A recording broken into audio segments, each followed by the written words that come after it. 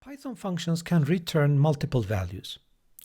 This can be done by using def function ended by the return keyword. Values here can be the result of a variable, constant, operation, functions, or even a data structure. This is a great advantage of Python functions for scientific and engineering computation, where many values are computed by one function. For example,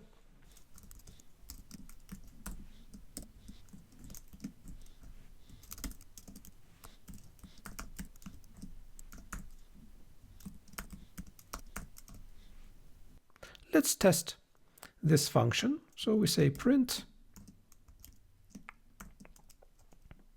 4 and 5. We should notice here that the multiple return values are included in a tuple. If we want to unpack this tuple, in other words, to save each value in a separate variable, we should provide a tuple of variables that has the same number of elements exactly. So A, B, C, D, and E equals to function, let's say same numbers 4, 5. Now A is 9, B is 5, C is 20, D is 1, and E is the small list. Now the parentheses are not required. Usually in most applications we don't use the parentheses here, so it can work this way. As you see, in example 1, we need to create a function that returns the squared, cubic, and tesseracted values of a given number. Tesseracted means to the power 4.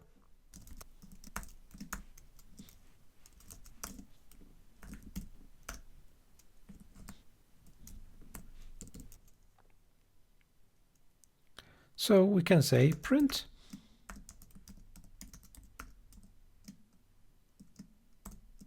exponents 5.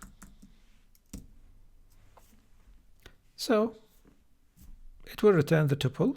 If I am going to unpack these values, I can say x, y, z equals to exponents 3, for example, this time. So x, y, oh, I made a mistake here. Let's see. Let me correct this. It took the last one. Now x should be correct. Y and z. Okay.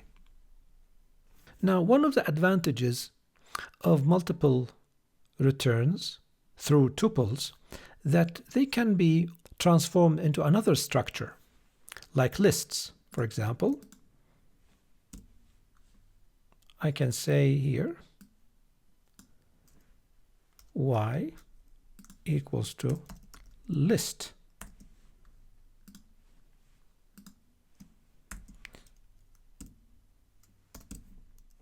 Example 2 wants us to create a function that receives a person's first name, last name, and year of birth, and return the full name and age. So in order to compute the age, of course, full name is easy because we need to concatenate two strings, first name and last name, but the age, for the age, we need to get the current date or the current year.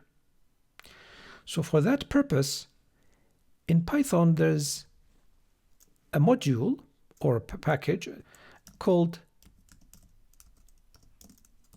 datetime.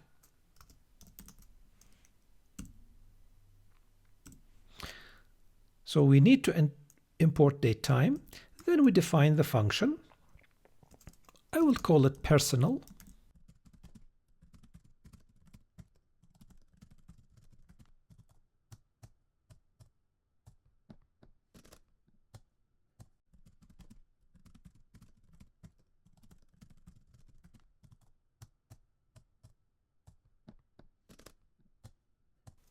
I can call print personal, let's say Elon Musk 1971.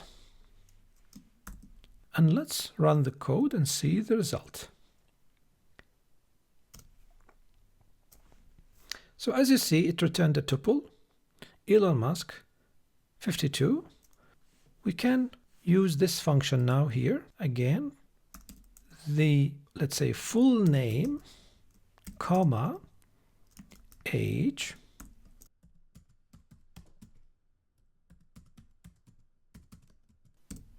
so full name, again, age, in this way.